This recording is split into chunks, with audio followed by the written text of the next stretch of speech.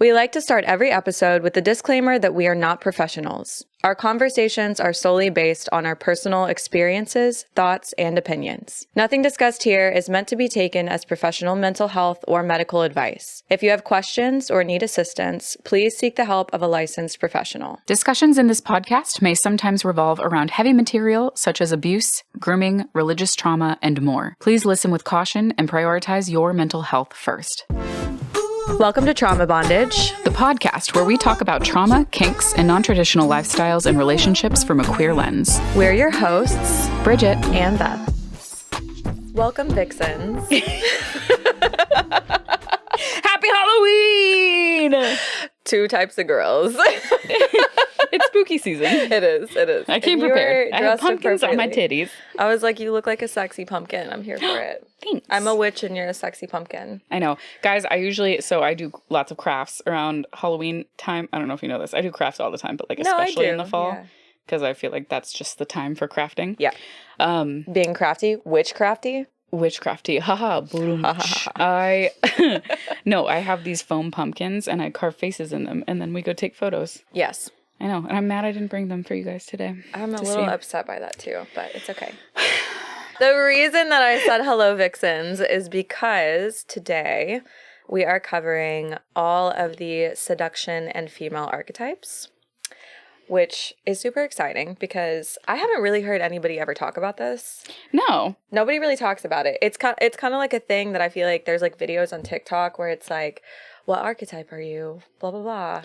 And there's like stereotypes around archetypes. There's stereotypes and then you start getting like the trends surrounding like siren eyes and stuff like that. And it's like, well, where's that actually like devolving from? Where's it coming from? It's from this. Yeah. It's from the 13 feminine seduction archetypes. Yes. So we're going to dive into the history of the archetypes, how they were created, the psychology behind it, and then we're going to go through the archetypes one by one so you guys can like learn a little bit more about each archetype. Maybe put yourself in a category. We do have a quiz as well that you can take, that we took. Take the quiz and tell us what you get. We will be revealing our archetypes as well. Spoiler alert, they're the same. I was going to say our archetypes. Our archetype. We may not have the same type, but we have the same archetype. Which is literally 0% surprising. Yeah. When we took the quiz, I was like, why did we even take this? Like, one of us just should have taken it and then told us what we were. Yeah. Because we were giggling because we were like, here's this question. We were both like, no. Yeah. We were like outwardly expressing our disgust at some of the questions or like, fuck yes, I would 100% do this. Yeah. So. And the questions vary anywhere from like how you are in relationships to how like your friendships perceive you, stuff like that. And then there is a scale of like absolutely to not at all. Yeah. Like what you agree with. So it's a fun little quiz. It's short. It does not take that long. It takes about 7 minutes, I think, to complete. Like, it depends on how much you overthink because I took a little bit longer. True. How OCD are you? Okay, so like 10 to 15 minutes. Yeah, exactly. It's not long. It's very quick. And then you have to do a little deciphering because it gives you a list of different archetypes and the percentages. And based on those percentages, it tells you what your actual feminine seduction archetype is. So there's a little bit of mathing without the true mathing. It's just piecing it together like a little puzzle. As any good psychology test will do. I love a good personality test. I don't know about you. Like, same. I love all of them. So I was like, oh, fun. Another, like, it's a personality test, essentially. It is. It's a personality test. Yeah. I mean, it is very, like, spot on from our results. Yeah. I read everything and I was like, yes. Would I put it on my LinkedIn? Probably not. Well, it depends on, like, what kind of job you have. You know? That's fair. Fair. Okay, so Brigitte, because she is the teacher of all teachers this season, you have been like doing a lot of like history deep dives and like I just know a lot of weird things. You know a lot of random facts. So I'm gonna let you explain the psychology piece of the archetypes before we dive into what they are. Okay, so the psychology surrounding it is that the feminine archetypes did come from an actual research study by, what is his name? Carl Jung. Carl Jung. So it's Jungian psychology. So it's this is where I'll kind of be like, like a man decided to do research on women, on shocker, the inner lives of history's most fascinating women, right? Like, shocker, yes, on women. Yeah. Specifically surrounding how they attract people. Men specifically in this research study. Because at the time when this was happening, that was just the natural order of things. I mean, it was a heteronormative society. So, they're not like making room for the queer community. Hooray! That's exactly the energy. Clutch my pearls. Oh my.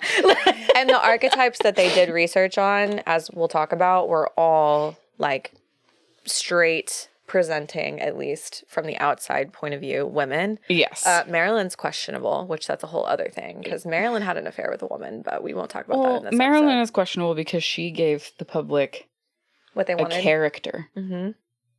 Just to say, if you really deep dive into Marilyn and the history of who she was as a person, she gave a character. You never knew the real Marilyn. Yeah. Right? Which was all about her brand. Yeah. Love that. She was the OG brand girl. She was. Sack of potatoes and all. But these archetypes, so there's 7 feminine archetypes and then 13 seduction archetypes. And they're meant to help you understand your potential to captivate, and then make sense of like your seduction and sexual drives, essentially, and like how to reel them in. Highly recommend taking the quiz. It's very fun. It's not like anything crazy, but to go into the 7 archetypes, there's like a cast of characters that recur throughout time, history, folklore, myth, legend. And that's what these are really based out of, these characters, if you will. So they are essentially based on Carl Jung's research. They're patterns, images that reside in the quote-unquote human collective unconscious, right? So they are the foundation of all of like our unlearned instinctive patterns of behavior. So I guess to start out with these, we've got the 7 feminine archetypes that prevail in society today. So we have the mother, the maiden, the queen, the huntress, the sage, the mystic, and the lover. Lover being the most common, or just, I think, at the top of the list, because this guy was like, all women are lovers because all women are only good for this making love too, or loving, or caring, right? Because that was the trope of what women were meant to be. But of course, I'm sure he was fascinated by the types of people like Liz Taylor and Marilyn Monroe, who didn't fit into that box that society had created. Right. Hence the research. Well, the main person that Carl Jung used to like categorize as the lover was Elizabeth Taylor. Yeah. Yeah. Yeah. And I think it's interesting because a lot of these characterizations of these women are not even based on them, like themselves. They're based on characters they played in movies. Like they're based on what they presented, like to Bridget's as point, characters. like Marilyn was presenting a caricature of something that was like the peak level of seductress for men. Like she knew exactly what men wanted and she played into that. And so the study is interesting to me, and I think there's a lot of validity to it, but I think it's interesting because it does study women putting up a mask versus like what's behind that. True, and we'll talk about that a little bit detailed, more. Like woman. Who they are. Well, and I think this is also a good time to like call out the fact that like women in history have always been seen very one-dimensionally, and like they haven't been seen as multi-dimensional humans. Like men are multi-dimensional. Men can do this and that and be one thing. Men can and do another. And be everything and anything, regardless of anything. Women are black and white in society's point of view historically. Like that's how we've been seen. And you kind of see that in these archetypes. And again, that's where it's like, you might take this test, and we took this test, and see like a lot of things that make sense.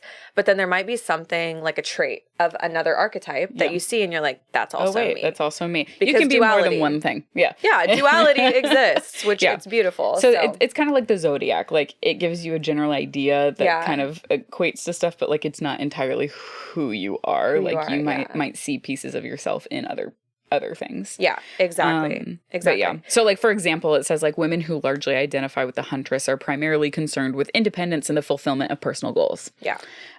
Those aligned with the queen might seek fulfillment through marriage. Right? So which actually tracks. That's really funny. Yeah. It's interesting. When you like take this test, you'll get your like archetype, your like female archetype. You'll get a score for all of them. So it's like you do fall into different categories of like the 7 female archetypes. Yeah. Based on where you fall, you'll then get your seduction archetype. You may only receive 3 of those archetypes. You may not get all 7. I think when you and I did it, we each got 5, which makes sense because duality. Yeah. We love it. Being complex beings is, wild. Okay, so let's talk about, for the 7, the lover, the huntress, the maiden, the mother, the queen, the mystic, the sage. Those are the 7. Let's talk about what exactly each one is. So we're going to start with the lover, which is where we fell the highest. And I think is like the most common standard archetype. Yeah. Because it's the one that's like a woman's most primal urge to connect and create. So like a good character for this, which they give an example of this, we're using womenlovepower.com, and it is it's fun. That's where the quiz is that we've linked in the bio, so please look at that. But they have Kim Cattrall as Samantha in Sex and the City as the quintessential example of the lover archetype in media. And in myth, you guys will probably recognize Aphrodite, Venus. Standard. Sirens are also known as like the lover archetype. So have you gotten this a lot, like in just life in general? People are like, oh, you have like such siren energy. Oh, yes. All the time. Mostly I think it's because I'm a singer, but it's like a singer mixed with like the dumb femme thing. They're like, oh my God. That's a question that I like to ask people. I'm like, what, if you could be a mythological like creature of any sort, what would you be? Because I think it's so fascinating. You and I are always like, siren. Not just mermaid, siren. Yeah. Specifically siren. 100%. Lure men to their deaths. Thank you. With the sound of my beautiful voice. But yeah, it's interesting because I started getting like comments like that probably like when I was like in my late teens, early 20s. I didn't know anything about the seduction archetypes at that point. I didn't know anything about anything. I just knew that like I knew the vibe that was, and like now it explains it really well in this. As far as like the psychological side of this, the description is the lover archetype represents a woman's most primal urge to connect and create. It's the oldest feminine archetype, and it represents a woman's erotic energy and her capacity for psychic and physical connection. Creation. Exactly. Yeah. So I think it's interesting because this one is like, it does really like encompass like women's sexual power and prowess and desire. Yeah. Because it's like, I don't know, I feel like a lot of like older psychology studies like always downplayed like women's sex drive and like women's need for sex. Like it was literally. Except in media. Exactly. Well, women's sex drive was really only based on men's desire for those women. For women, yeah. It was never its own thing. It wasn't the women's POV. Yeah, exactly. It was male gaze. Yeah. Not GAYS, GAZE. Gaze. The gaze. Us. Male gaze. Not male gaze. Just to make that clear. You know?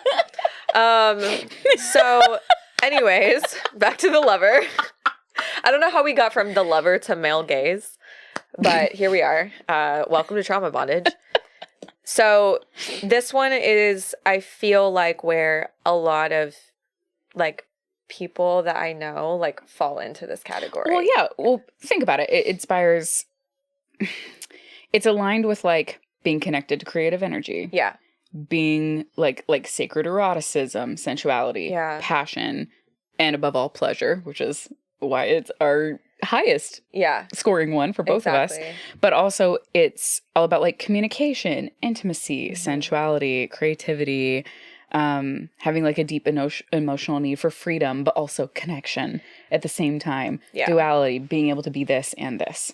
I think that there's a lot, for me at least personally, like that I relate to having this archetype being the reason that I'm polyamorous. Oh, yeah. Because the energy exchange that I need based on like having this archetype is really only like, it really only exists in a world where like I can freely exchange energy with people with no like restrictions.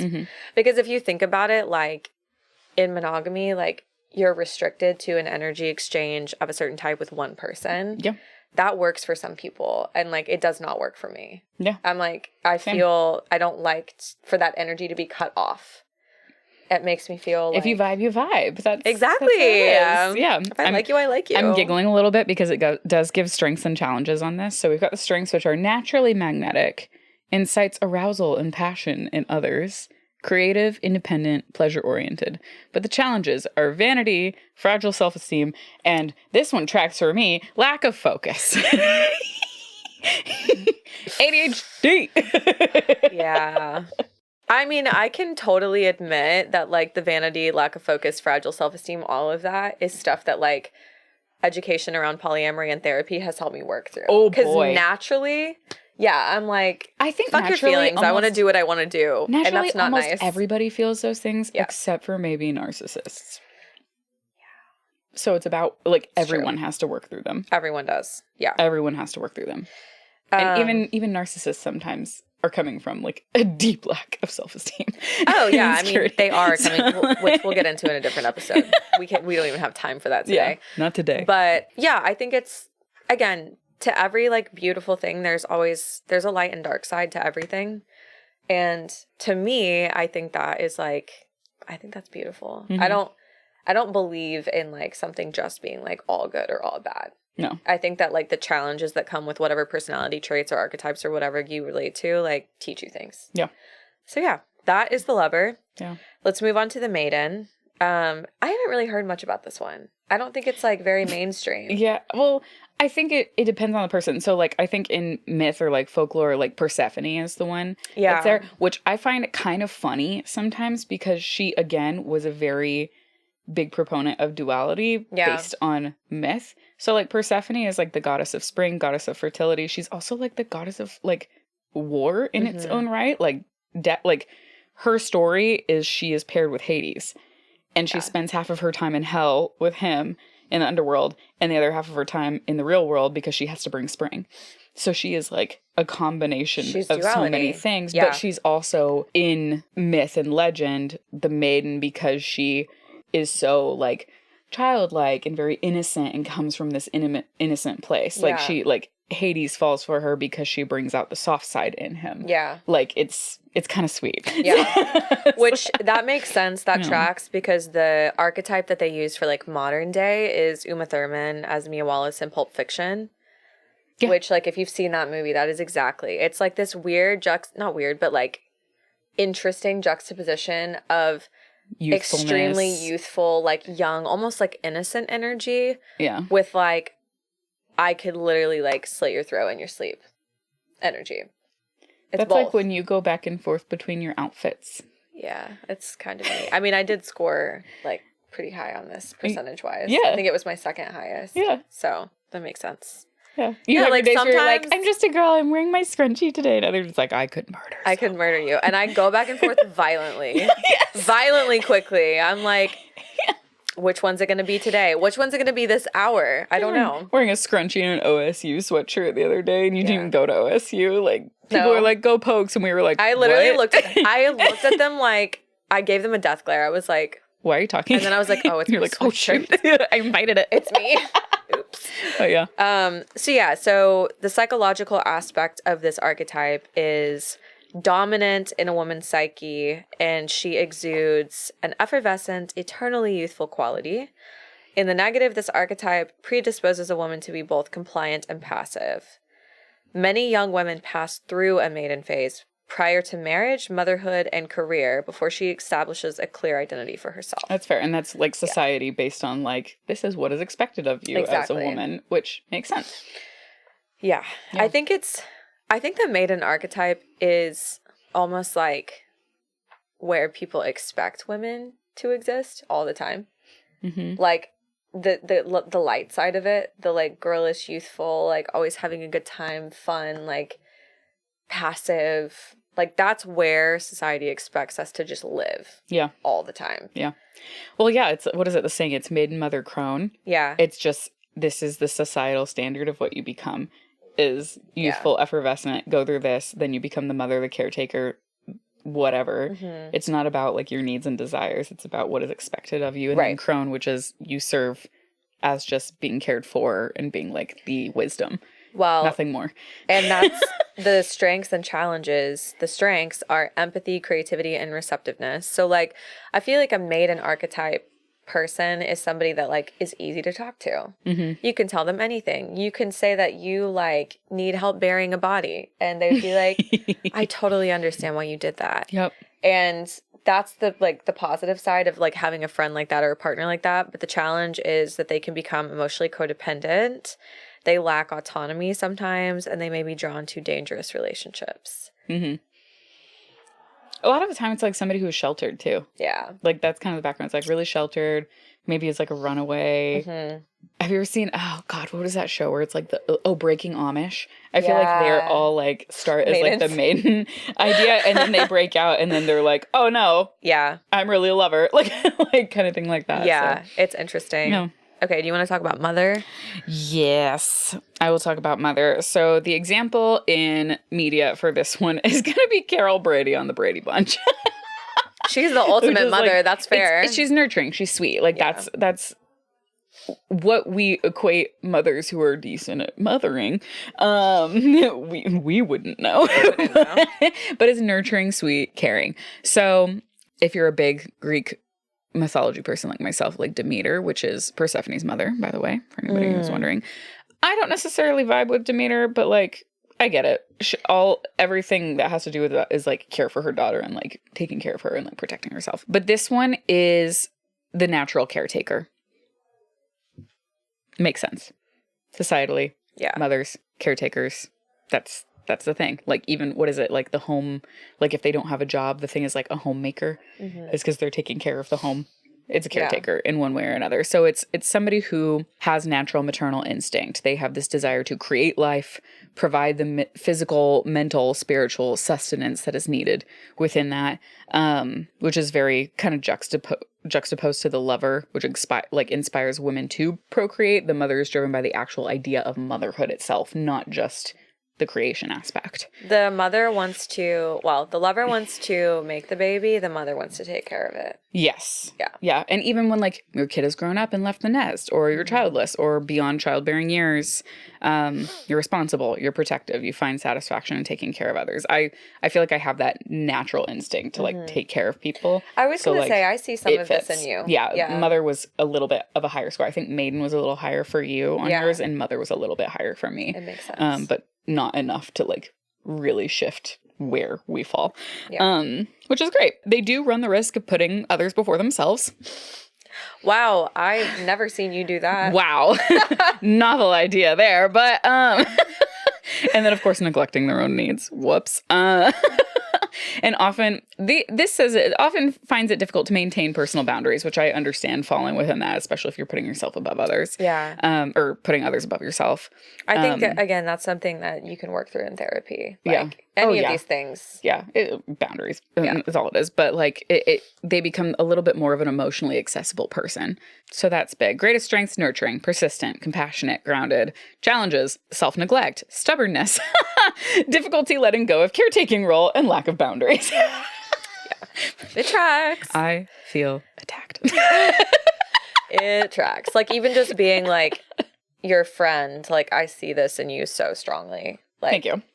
Anytime I need anything, or if I'm just like hysterical about something, like the first person I'm calling, if it's not my wife, is Brigitte, because I know she's going to be like, oh, angel baby, come here. I literally tell people I'll let you lay in my huge bosom. I've had some conversations recently where I'm like, Yes, honestly, it's soft, it's warm, it's comfy, it's cozy. Come lay on me. Yeah, babies, animals. Yeah. They all want to take naps on me. They just want to take. I guess adults can too. I just feel like maybe they just feel like it's inappropriate, but like I'm fine. No, I love it. I love hugs. Yeah. But I was having conversations with a couple people recently because I was just like, I try not to like text people outside of the hours of like 8 a.m. and 11 p.m. Like at night because I think it's just kind of rude. Yeah. like people are asleep. And I've had some people who are like, just put it on silent. Right. And I'm like, no, my reasoning why I won't put my phone, like I put it on vibrate. Like I have a very specific vibrate pattern for like text messages. If somebody needs me in the middle of the night, I want it to wake me up. I don't want to be on do not disturb. I don't want to be able to not get the call. If you were to call me at 3 a.m., I'm getting my ass out of bed and I'm coming, no questions asked. Yeah. Like, done. Yeah. I'll be there. Yeah. Very, very caretakery. Very. Yeah. Like, I don't care if I have a big meeting at fucking 7 a.m. I'll show up on your doorstep at 4 and I'll stay there until it's time for the meeting. You always show up. I think the responsibility of people around somebody like that is just to not like abuse that like desire to take care of. You have to be careful as a caretaker. Yeah. Because that like I love it, but I have had that taken advantage of so much. And that's where I've gotten good at the boundary saying like, again, you have to work on it. Like, I don't think it comes naturally. Like setting boundaries does not come naturally to caretaker types because we want to give. Yeah. Like it's our choice. It is our choice. Yeah. I can't blame anybody for me giving more than I actually have. Yeah. I make that active choice. But it's the difference of like deciding who is deserving of that energy in that time versus people who want it for the sake of having it. And when you have it to give, because some days like you might have a lot to give and then the next day you might have nothing. Yeah, exactly. My spoon drawer is empty. Yeah. Even on those days though, depending on who you are, I will still show up. Yeah. Yeah. No, you will. But I think the people that you would show up for in that way are close enough to you to know to only ask if they really need something. Sure. I hope. Please ask. Can't read your mind. Okay, so the Queen archetype is the next one. And this is an elegant, regal archetype. And the person that they have as like the modern archetype is Nancy Reagan, which I find kind of funny. I don't know why. I just think that's so random. I think it makes sense. A lot of these are based on like the time frame that this study was also done. Yeah. These are like so that makes sense. I think who would you maybe put as today? Well, I was thinking like Princess Diana. Ooh, like, Princess. Well, no, I don't think she would be considered. She wasn't technically considered like a coiffed regal figure. I would say like Kate Middleton. Kate Middleton, yeah, she might be a better one. Yeah. Princess Diana might have actually been a maiden. Now that I think about it. Yeah. Yeah. I would put her up with Marilyn sometimes. Yeah, for like, sure. She was wild and out. She was just stuck in a weird society there. Yeah. And a lot of abuse. So the myth figures? What? Spooky, scary skeletons shivers down your spine. It's Halloween. I mean, these are technically creatures because they're not real people. Hera.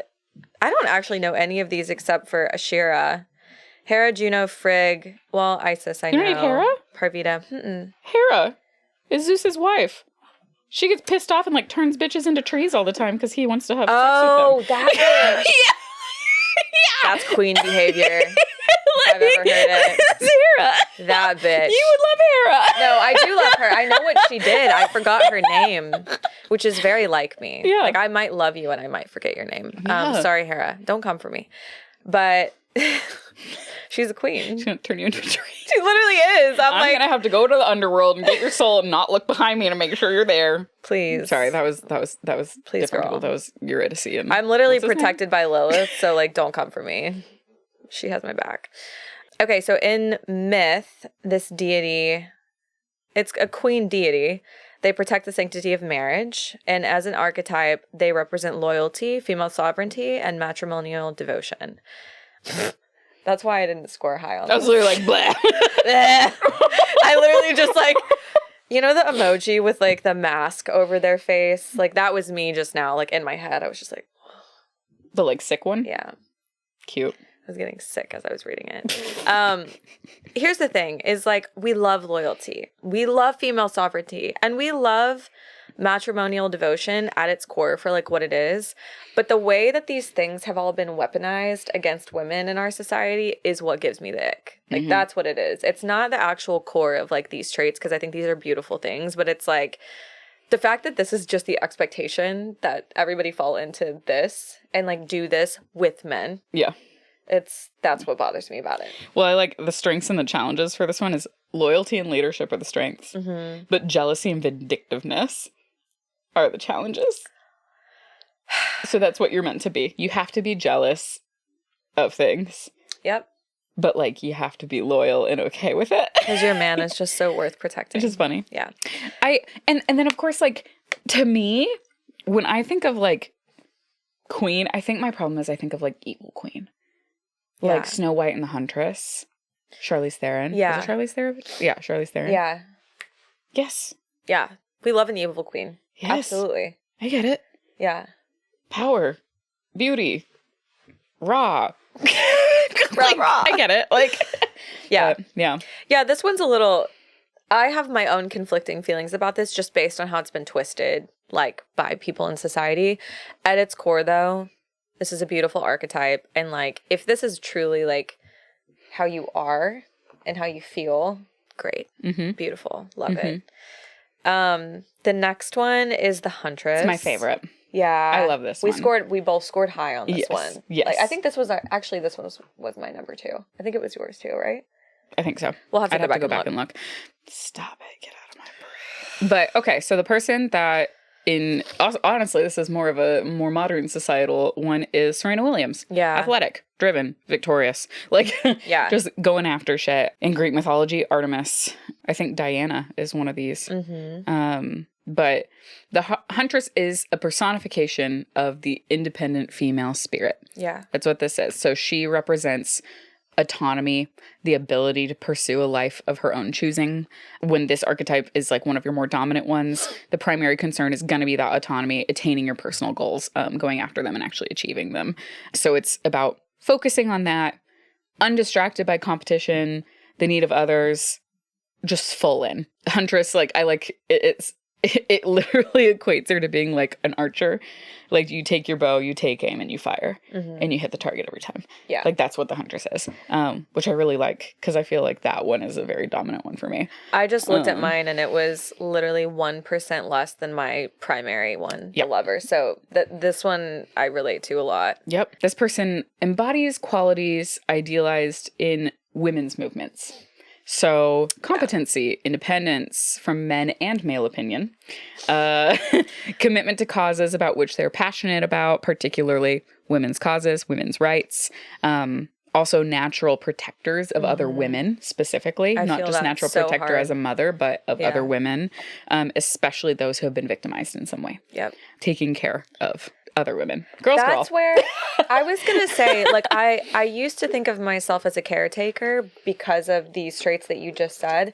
I'm not a caretaker. I'm a huntress because I'm not super maternal. Like, I'm not like that type of person, but like the second that like a woman is being threatened or her autonomy is being threatened or she's being victimized, I will literally hunt somebody down. We'll jump the fight. Yeah, I will. Yeah, so. I'm the same way. I'm like a mixture of the two. Yeah. It's like I'm soft with my friends and making sure that their like emotional needs are being taken care of in the soft caretaker way. Yeah. But when it comes to like, if somebody threatens you, I think I offer you access to an incinerator almost every day. I get that offer from Brigitte more times than I would like to admit. And one day I might take you up on it. Cool. I know you'll bury a body with me if we need to. I don't have to leave this house to get rid of a body. I know. Happy Halloween. So the greatest strengths of this archetype are self-reliance, courage, goal-orientedness, sympathizes with women's causes, and then the challenges, which I relate to all of these so hard. When I read them, I was like, You can be aloof, emotionally unavailable, and potentially cruel. But yeah, these are the flip side of that personality coin that, like, I've struggled with aloofness, like being, like, in work settings, for example, I've had the feedback before, like, oh, you're a little bit standoffish. Like, I had somebody on my team that, like, when I became their manager, like didn't want to report to me because they were like, oh, she's really standoffish. Interesting. Which is not how I try to be at all. It's just, especially when like this is triggered in me, like this personality trait, which this is 100% of how I am at work. Yeah. I think it's perceived as like, oh, like she's not like down to earth, or I can't come to her with stuff, which is not true at all. But like you can be perceived. I think it's more of like perceived as aloof. I am perceived as that at the beginning, but that is also part of my shyness when it comes to meeting new people and like forming trust. Yeah. Like I was a little aloof with a former boss, but that's because I did not trust her. But like the second I trust you, I'll just yap your ear off, and I will start telling you things. And I'll be so, and I'm so much more inviting in those conversations. Like my boss, my 3 bosses ago, I have so many bosses. 3 bosses ago, she was like, oh yeah, there was a day where like it clicked where I realized that you trusted me because like you started telling me everything about yourself. Yeah, that's how you are. And it was so much fun to talk to you. Like she was like, I was always concerned that like you were just like not feeling it. And she was like, you were just gauging me. And I was like, yeah. Well, that's what I was going to say is like, for me, what I'm doing when I'm like being aloof is like, I'm watching you. I'm listening to what you're saying. Yeah. I'm like understanding what I'm working with. It's not me like trying to be rude. I'm like, I am like figuring you out. One, I have to trust you, but I also want to understand you, so I know how to work with you best and make you most comfortable as well. Exactly. It takes a minute. Yeah. For us. Which I think is like, all of these have like ways that you can be misunderstood by like people perceiving you in a certain way or a certain light, or gotta love perception. You're a bitch, or That's very specific. You're a bitch. But no, we're just watching. Okay. 2 more. Moving on. 2 more. And then we'll talk about the 13, but like we'll go through those far more quickly. We want to give these are like the meat. These are the ones that will make all the most sense. Yeah. And like talking about how they work together, and then we can go into those 13. The next one is the sage archetype. This is actually a really good example, I feel, for this one. Olivia your Pope. Girl. Sorry. Yeah. Yes. Not Olivia Pope, but we do love Olivia Pope. Olivia Pope. Sorry. I don't know why that threw me off. I'm getting out of myself. I had another moment just now that I like had yesterday when I was like, what's happening? When I was gay panicking. But just now I wasn't gay panicking. I was just panicking. Yeah. Because like too many things were coming at me at once. And then my brain was just like, it happens sometimes. Anyways, Olivia Pope. Anyways, I'm hungover. Olivia Pope embodies strategic thinking, intellect, and worldliness of the wise woman archetype. Yeah. So sage is also another word for wise. And in myths, Athena, who else do I know? Nike. Lilith. That's why I said, I was like, your girl, Lilith. My girl. I didn't see her in there. She's at the very end. She is. Which makes sense. Yeah. Which makes sense. It does. It does. Yeah. Do you want to read this archetype is a Ravenclaw. Beth doesn't get it. I don't, that's okay. But I can kind of like... Those of you who are listening that do get it are my friends. We're friends. Don't crucify me. Harry Potter? So proud. Okay. Say it. Okay. You didn't say it. Say what? Oh, good girl. Thank you. I almost just bratted you so hard. You didn't say it, girl. Jesus Christ. Continue. Okay.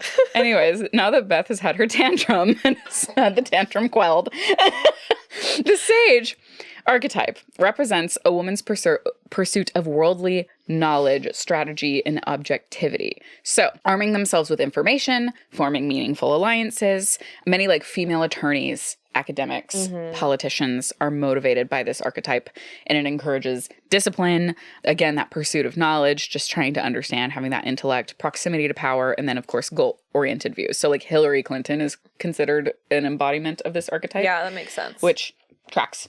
For those of you who don't like Hillary Clinton, whatever, it's still her personality. What do you want? What do you want from us? She exists. It just is. They're usually capable of becoming like a really brilliant strategist. They see situations from like an objective distance instead of like being really in the weeds of it, like a little bit unbiased. Also really capable of becoming a skilled lover when she applies her quest for knowledge to the love of arts. which I think is very romantic ideal right there. Yeah. Just cute for that. I like this one a lot. I'm trying to think of like if I know anybody that... Practical, competent, competitive. I think my sister-in-law falls into this category. Yeah. I bet if we had her take this, she would... Our new friend, I think, would fall under this one, too. Yes. Mm-hmm. Yes. Yeah. I'm putting all of my friends in, like, these little... Yeah, I know. It's fun. I'm, like, trying to, like, figure everyone out. Yeah, it's really fun to go through this. So, like, strengths for this person is emotional objectivity, worldliness, intelligence, natural strategist. Yeah. Some of the challenges that can come with that, though, which makes sense when it comes to, like, attorneys especially, is like frigidity. Emotional unavailability. You can have the objectivity, but you may not be available. Yeah. Emotionally, aloofness, closed off from sensuality and creative energy. Yeah. It's very deeply driven in one direction a lot of the time. It's driven by intellect, not by like sensuality or sexuality. Or pleasure. Yeah. Yeah. Get pleasure out of the knowledge. Yeah. I mean, it's like the ultimate sapio archetype. It is. You're right. Hence Ravenclaw. Thank you. Hence Lilith. The last one. Mystic. So this one is categorized by... I actually don't know who... Bitch. I know who Diane Keaton is, but I don't think I've seen this movie. Annie Hall. I haven't It's a Woody Allen film. I really hope some of you have watched this. It is... Isn't Woody Allen like a horrible person? Yes. Okay. Correct. So is J.K. Rowling. And we're still talking about Harry Potter. And leave me alone. I was going to say... But Diane Keaton is fucking fabulous. She's everything. incredible. And it's about her, not him. Amazing. That's how I feel about it. Apparently, I need to watch this movie. I love Annie Hall. Anyways, so like in myth, like Hestia is a pretty good one. Yeah. If you know that. The other ones, I don't really know the names as well. So this person is deeply focused on her inner spiritual world, most concerned with maintaining a Zen-like inner peace, while the huntress and wise woman use their direct energy to focus on external goals. The mystic focuses on her energy on internal fulfillment. So usually introverted. Yeah, this is like the psychic and the healer and like the tarot card reader, like that personality type, the person that's just very connected spiritually with themselves, like that is a person that would fall into this category. I love people like this. Like they make you feel safe. They make you feel calm. They make you feel just like they seem so grounded that like being around people like this makes me feel grounded. Yeah. I like how it says that this is like an underrepresented one specifically in society. Like they're usually downplayed or dishonored. Yeah. Like introverts are considered weird, right? Like even in media, seen as quirky, they're weird, seen as like whatever. the weird friend that like never leaves the house and like, oh, we need to give you a makeover so you can be this beautiful whatever. Yeah. So that you can attract men because who you are naturally as an introvert and like completely peace with who you are. Yeah.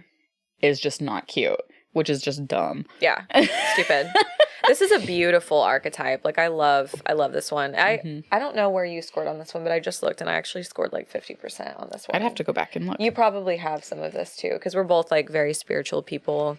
I mean, very spiritual, witchy, all that. And I am quite introverted. So the greatest strengths of this one are confidence, deep concentration, creativity. They prioritize their inner peace, and then they have a very like captivating, soulful quality. And then the challenges are they're deeply introverted, to Bridget's point. They socially isolate sometimes, and then they have emotional frigidity. Yeah. Which is interesting because I wouldn't expect the emotional frigidity part. But I guess it kind of makes sense. I can see it. If it's paired with introversion, yes, it can be. Because you're very okay with your solitude. Yeah. So you don't have to be an emotionally open person. Exactly. When that's you're true. Okay just being you with you. Yeah. Yeah. Like it's not exactly emotionally frigid within themselves, but maybe towards others. Like it can be seen as like they're self-focused and internally focused, which like technically they are. But even just like watching somebody be like that, I think is healing in some ways. This was like my third or fourth highest percentage. It's like right on par with Sage.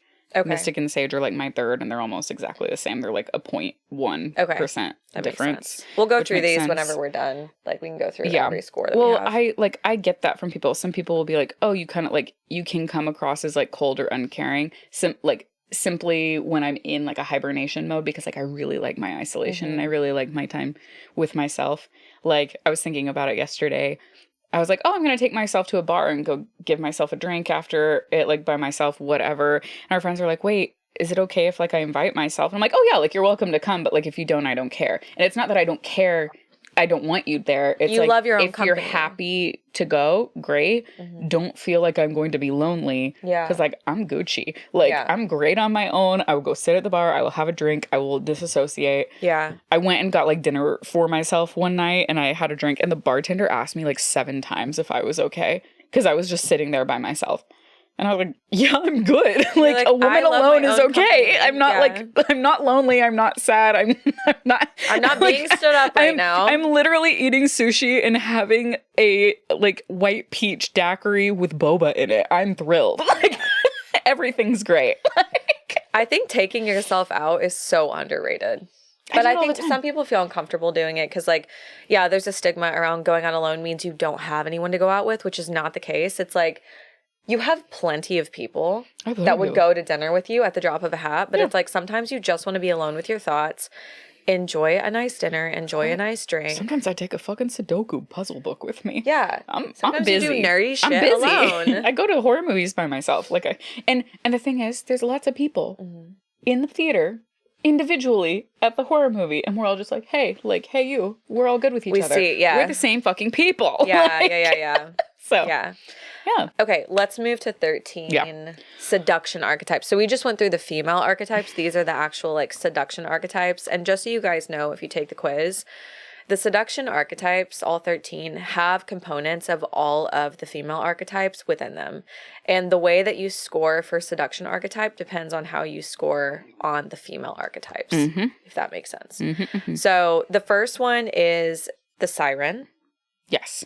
So this is categorized as somebody like Brigitte Bardot, Mae West, Elizabeth Taylor. And the siren, I feel like, is probably the most like commonly known seduction archetype. It's described as someone who has unbridled erotic energy in its purest, most tantalizing form. So that's pretty straightforward. I feel like people know what sirens are. I feel like people know like what the stereotypes behind all of that are. I'm gonna say we go down the chart in this way. There's a little bit of a chart with this. So there's there's a dominant and then a secondary lover archetype. So we're gonna go through the dominant one. So the siren falls under like dominant lover as the lover. The next one in the dominant lover archetypes is the sage.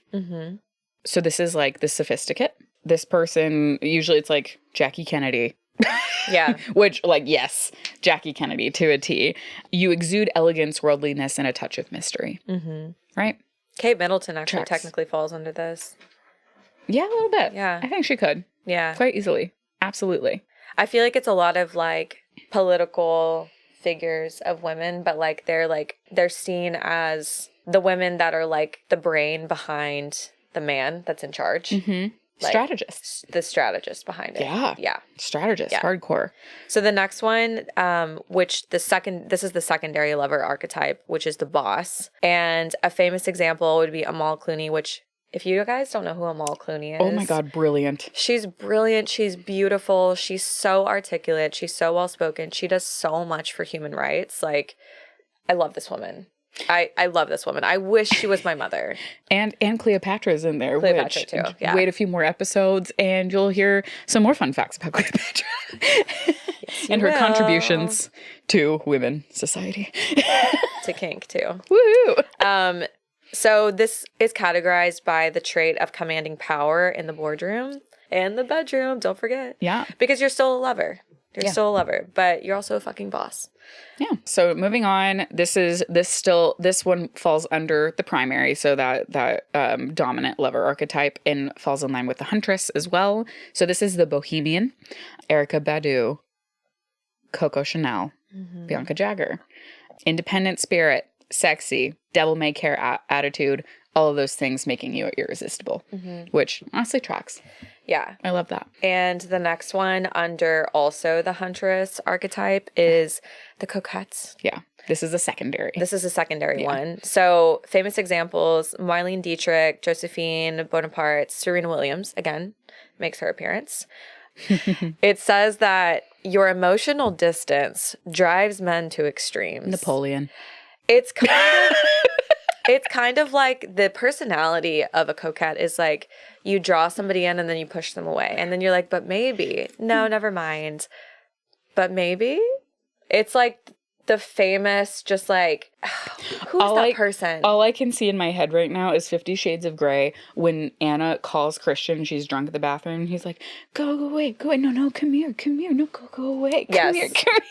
That's it. It literally is. It's just kind of it's like almost Christian like a Grey playful. is a coquette. Men can also be in these archetypes, I feel, but we'll talk about that a little bit more. How this psychology, how Beth feels about it. This psychology study is very gendered and heteronormative and needs to be redone very badly. But this is what we're working with. Yeah, somebody update it, like the Bible. No, just burn that shit. At Two this kinds point, of people. please. Yeah, okay. Like, I can use an update. I'm like, burn it to the ground, please. To the ground. Back to primary. I keep saying primary, dominant. Same thing. Aligned with the mystic. So we've got the goddess. Yep. So we're looking at like Eva Peron, Grace Kelly. Mm-hmm. Why do I feel like this Serena should be in this? Selena. I was like, who's Serena? Williams again? I don't fucking know who Serena is. Selena. Maybe a little bit. Yes, the singer. Yes. Not Selena Gomez, the other singer. But like the original. Selena. Yes. Yeah. Don't crucify me for saying Serena. Look. It's been a long day. I'm a mess. This one is your sultry, serene presence makes you appear otherworldly. Mm-hmm. Which I think tracks. Yeah. Tracks completely. So the secondary archetype for the mystic is the enigma. When I was going through these, like researching for this episode, I looked at my wife and I was like, this is you.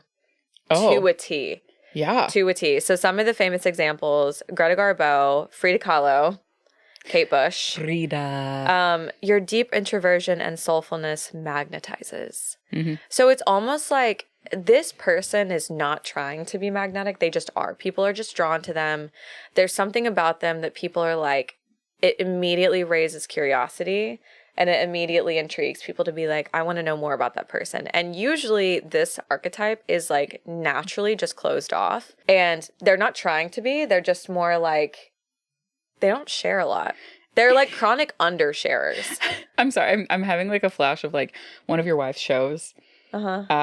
At the restaurant where that random guy came up, looked at them, and like went and cheered, like silently cheered. And your wife was just kind of like, like on stage while singing. Yeah. And then he just walked away. Yeah. And that was it. That was it. That was the interaction. That is people I have watched, as I've been with my wife for 2 years, I have watched people be like obsessed with them without knowing them. But it's like, I think that's the problem is like they want to get to know them. Yeah. And my wife is very elusive, like not on purpose. They just are. Yeah. Which as a Gemini, I'm like, I love that. Keep me on my toes. But it's interesting to watch. Like the second I saw this, I was like, okay, got it. Yeah. I can put you in a box now. Tracks. Dominant side under the queen is the diva. Of course. Who do y'all think? I'm a diva. I'm a diva. Who do y'all think is going to be the person that exemplifies this character? Beyonce. She's literally, she is the ultimate diva. Yes. She really is. The ultimate diva. Honestly, so much so that I'm not even going to name anybody else. Yeah. Nobody else matters. Beyonce. That's it. The queen. The diva. Your regal presence and glamorous nature and chance. Yeah. Hard stop. Period. Yeah. Do we have any friends in our friend group that fall into this? It's a man. I would put Kristen in this category. At least in college, I think there's a lot more facets to him that he would fall under now as well. Okay. But like, I could definitely see can see it in this particular one. Shout out Kristen. We love you. Okay, so the secondary for this is the Empress and famous examples. Most of these I don't know. Maybe you guys will. Wallace Simpson, Marjorie Harvey, Madame de Pompadour. Madame de Pompadour. So basically, these empresses make a man feel like a king. Or if we want to be non-heteronormative about it, we can say make a person feel like a queen. I love to call people that. A queen. A queen. Yeah. Queen. That's cute. Yeah. I was like, a queen? What is a queen? I call my wife that all the time. Queen. Like, that's cute. Queen. I like that. Yeah. That's real cute. The next one. Interesting. The mother. Sorry, I was having a thing to a post where somebody found like a gender neutral term instead of like master or mistress. It was mist. I don't know what. I thought that was cute. Like I just thought of mist. Meister for some reason. Meister. Meister. That's not very sexy. Don't say that. But yeah, sorry. I don't know why that made me think because you said queen. Mist is like the gender neutral honorific. And I was like, I love that. I'm obsessed. Yeah, instead of master or mistress, just a mist. A mist. Very ethereal. It is. I was going to say. Very It's very spooky. ethereal. The dominant for the mother for this one is going to be the sensualist, which I love. Sophia Loren. I love her. She's so beautiful. Nia Long. You're a fount of love, affection, and robust sensuality. Yeah. I dig it. I dig it too. I dig it. The secondary for this is the lady. And Susan Sarandon makes her appearance. Aisha Curry, Sandra Lee. And this one says, you satisfy a man's desire for nurturing all-consuming love. Yeah. This is like, the stereotypical, like, what do they always say? Like, behind every great man is like a powerful woman. A powerful woman. Yeah. I feel like that's the lady. Yeah. That encompasses like the lady personality. Yep. And then last grouping here for you all, dominant under the maiden, the ingenue. This is where we got Marilyn. Good old Marilyn Monroe, Rihanna, Carol Lombard. Your impish mix of girlish charm and mature sensuality enthralls. Imagine that. Imagine enthralling. I don't really know how to say this. The gammon. Gammon? Gammon. Okay, so the gammon is the last one.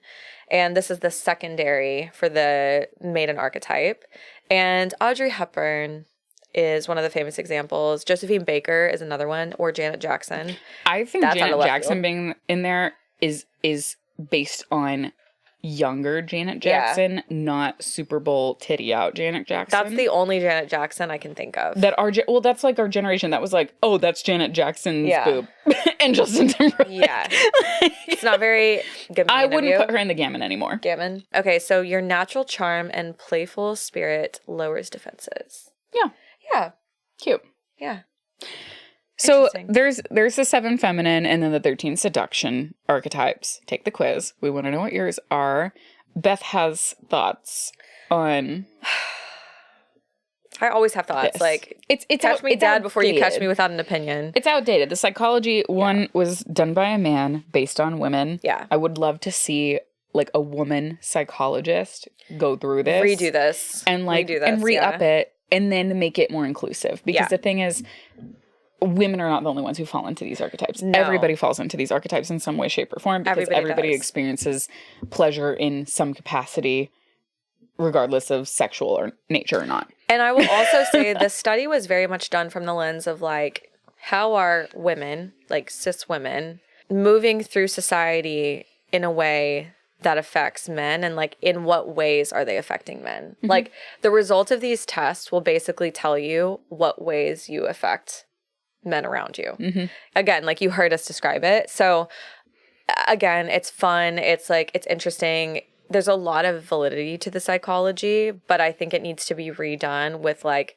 less gender and binary like considerations being made.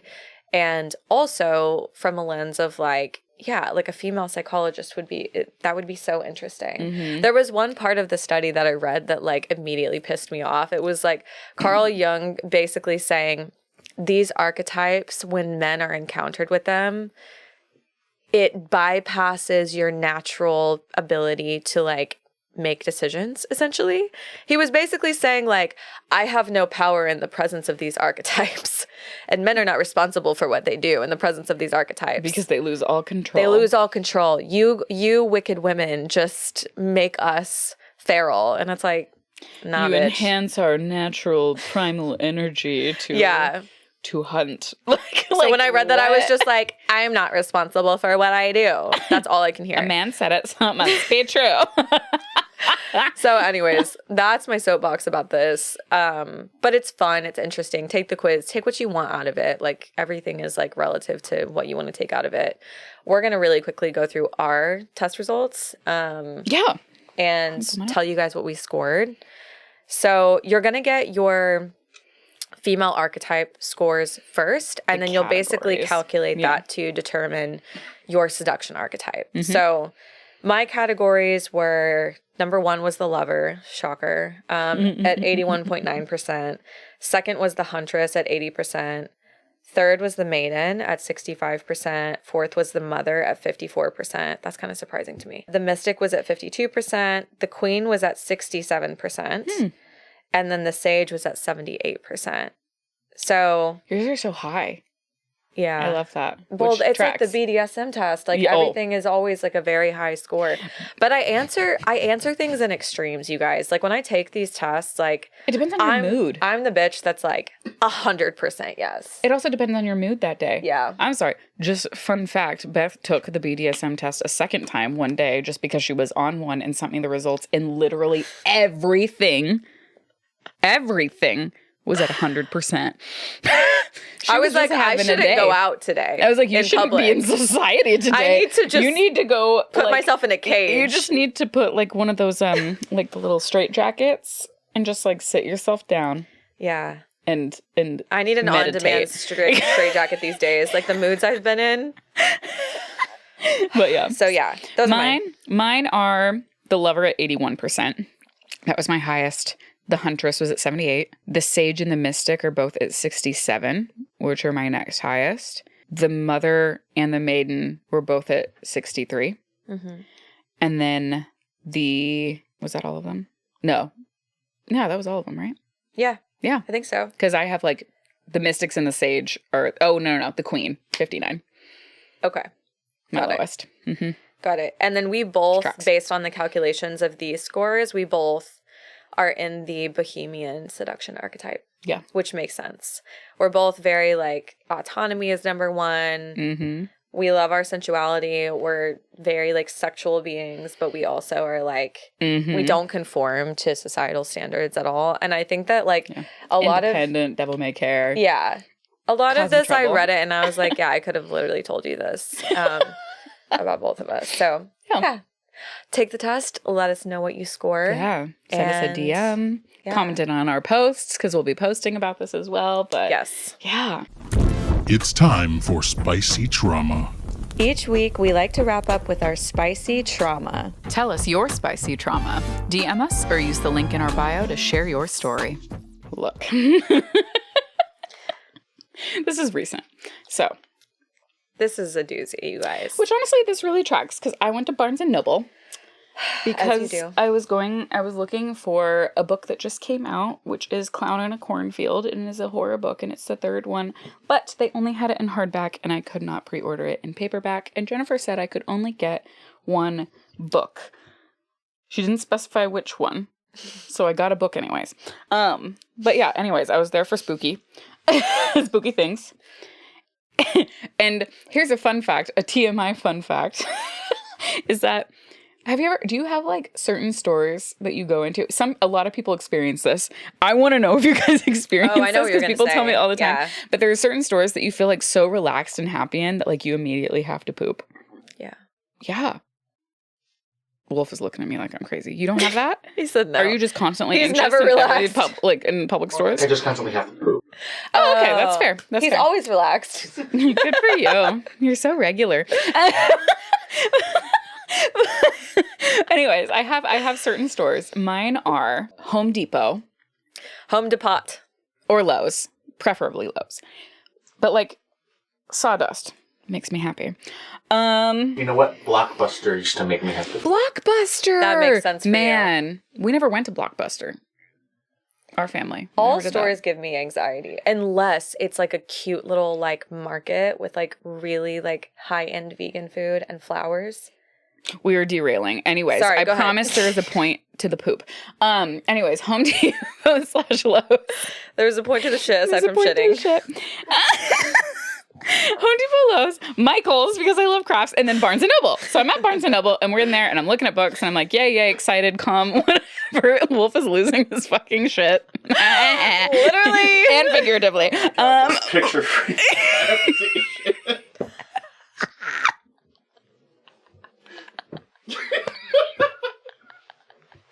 You need that, like, we haven't even gotten to the punchline yet. You need the beep.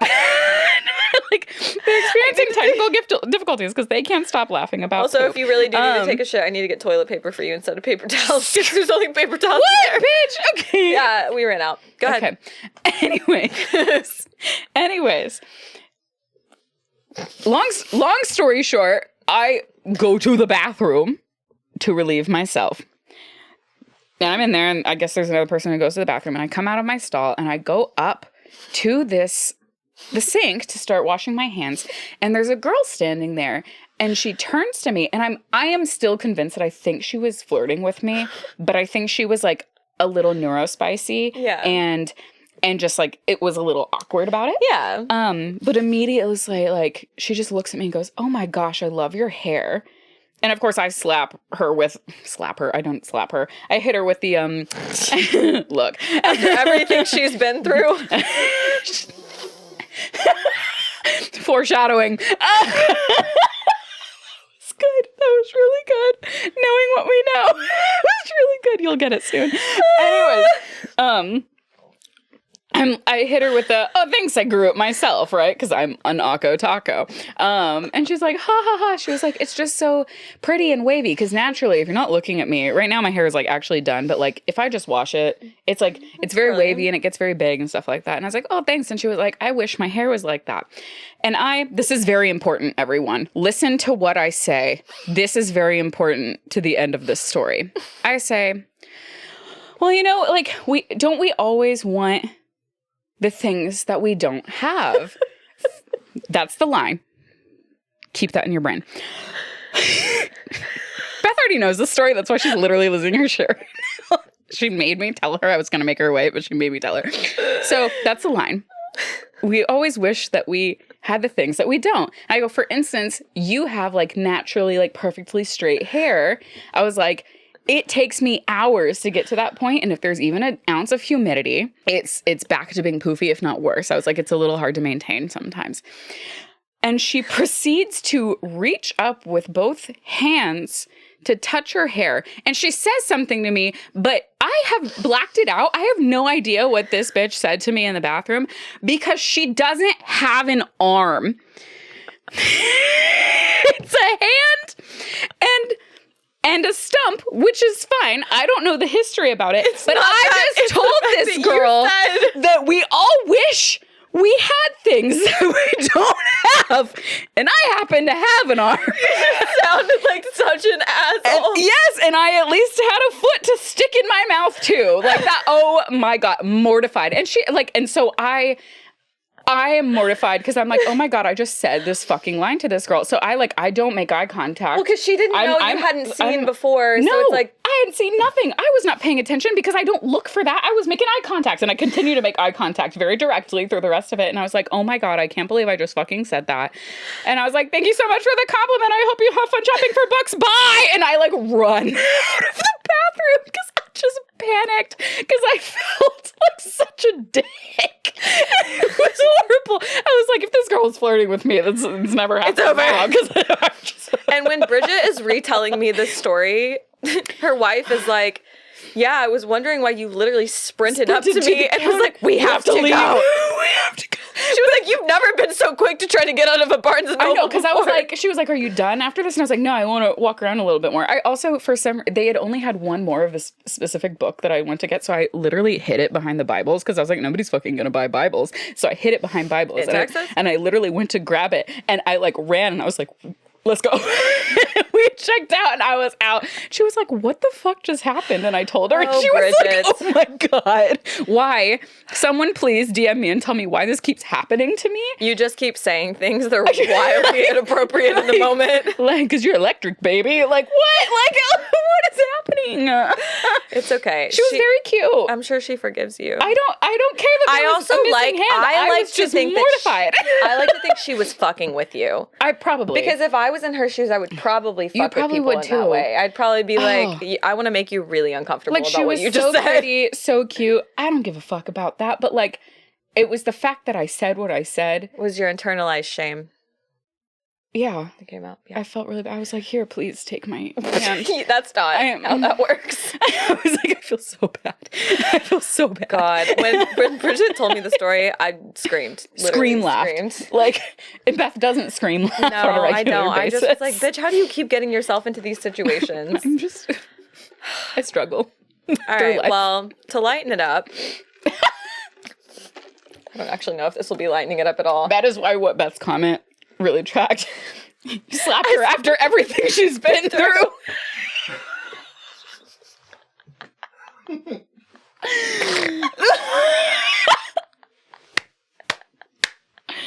So bad. God, I feel like an awful person for laughing. It's funny because it's ridiculous and because like I'm laughing at you. It's not the person. We're not laughing at that person. It's the fact that I said those fucking words. Those are the worst things you could have said right before. It's like that meme where it's like you're still and like everything's shaking and it's like screaming in the background. Like that's what my brain felt like. So God. That was fun. To lighten it up, we're gonna go back. We're gonna go back a little bit because I told this story to Brigitte the other day and Hair Daddy. And they were like, have you told this on the podcast? I was like, actually, no. I was like, bitch, this is spicy trauma. Talk about spicy trauma. So I, as good lesbians do, lived with my ex for 3 months after we broke up. Because, you know, you have a house together, it's not like a quick thing to just like fucking sell a house. Your lives are intertwined. You have to like actually dismantle. Separate. Yeah. So I was in the stage of time where we still shared a house together, but she had moved to Colorado at this point. So she wasn't living in the house anymore. Mm-hmm. I was there alone. We had broken up like 2 months prior. And I was in the process of like getting the house ready to sell it, all of this stuff, but I was still living there by myself. What was unfortunate about this is I'm coming out of a 5-year relationship, right? I've realized I'm polyamorous. I'm fucking everyone. Literally everyone. Everything, everyone. I have standards, but, you know, it was a lot. And I realize that I can't do anything in my own home because we had the most high-tech security fucking system in our house with cameras everywhere. Literally cameras everywhere. Audio is available. Anything, anytime anything moved. Like inside and outside. Inside and outside. Crazy. Anytime anything moved, there was a recording that would be taken, that would be saved in an app on our phones. We both had alerts for like the doorbell, everything. So I was like, how am I and she had moved going to be a slut with this security system? Yeah, she had moved. We were broken up, whatever. But she still had access to the app. She had access to the app. And I'm also over here being like, I don't want to be disrespectful to her. Like, putting this in her face. Like, I really didn't want her to see anything that was going to hurt her. It's not meant to be like a Big Brother TV show for her to watch. No. No. So I have a girl that I go on a date with, and I'm not planning to do anything that night. I'm just like, we're going on a date, whatever. She also had told me that she was demisexual before we met up, and that, like, she doesn't hook up with people just like this, whatever. Yeah. So I was like, okay, nothing's going to happen tonight. That's totally fine. Like, I'll just go back home after. And as I do. One thing leads to another. Yeah. She was like, actually, I want to come home with you. And I was like, okay, great. Perfect. Do you mind coming to my brother's house instead? Because I can't have you come into the home where my ex has access to the security camera. And she was like, wait, what do you mean? And I was like, well, my brother and his wife live like 5 minutes away. And, like, we can just go there instead. They have, like, a guest room, whatever. And, like, I had been bringing people there because that was just my spot now. And my brother was, like, totally supportive. He was like, be a hoe. Like, do whatever. Like, we love the support. Family support. Yeah, he was always supportive. So I send her what I think is the correct address. And then I go to my brother's house. And I wait. And then I wait. And then I wait. And then I wait. A little bit longer. And I'm like, oh no. She's either not coming or like she got like held up or something. And then I get a call from her. And she's like, okay, I'm here. And I was like, no, you're not. I don't see you anywhere. And she was like, well, I'm at the address you sent me. Oh shit. I looked down at the address. I sent her the address to my house. No! Which is not 5 minutes away. So she just pulls up in my driveway and is sitting there, which does alert the doorbell. System. Yeah. Oh. I'm like, hey, so I accidentally sent you the address to my house. Do you mind driving like 20 more minutes and coming to the other address where I'm currently waiting? And she was like, oh my God, yes, like I'll come there. So anyway, yes, she will. Thank you, Wolf. I got a clap. I got the clap. Praise. Oh, take that back. I don't want that. No, we're clean over here. Thank you. Anyways, long story short, she ended up coming to my brother's. Everything was fine. She ended up coming at her brother's. She ended up coming at my brother's. Yay! Everything was fine. It was all fine, but I was just like, it's so gay of me to have this happen where I'm like, no, you can't come to the place that I live. I'm single, fully single, but my ex still has access to my entire security system. And it's the kind of person who will literally watch every single move that you make in your own home. Well, because meanwhile, my ex was also telling our mutual friends apparently that I hadn't slept with anybody since we broke up. And I was like, oh, that you had promised you weren't going to sleep with anybody. Which I was like, that's amusing and also would never fucking come out of your mouth. I wasn't even promising that in the relationship. I was like, hey, I'm poly. That was wishful thinking, Delulu, right? So there. I knew that she was like the type that would be crazy if she saw anything, even though like we weren't talking about it at all. I didn't say I wasn't going to do anything. Well, we just weren't because she was talking about convinced it. that you guys were going to like get back together. Yeah. Despite moving to Colorado. I was like, why do you think I like pushed you halfway across the country? Anyways. That was my spicy trauma. It could have been worse, but it's funny to look back on that time now, and I'm like, damn. Could have been worse. A bitch was down bad, fucking at my brother's house. Like, it's like reverting back to like college days when you like do things in random places because like you don't, or like high school days even. High school. I had a single in college. I did not. I lived with five other girls. I lived by myself. No. Anyways. That's why I slept with a professor.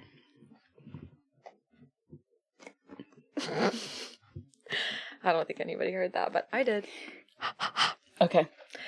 Wrapping it up. We love you the guys for fuck joining. out of you guys. Happy Halloween. Yeah, happy Halloween. Spooky season. Do something fun. Eat some candy. Submit pictures of your costumes to us. Yeah. Because I want to see what y'all are wearing. Get your ass ate in a pumpkin patch. Be free. Yes? Yeah. That was random. Are you planning on doing that? Maybe. Okay. Could be a new tradition.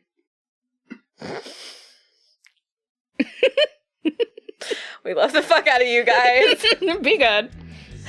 Or don't. Don't be good. It's Halloween. Fuck it. Yeah. Bye. Be feral.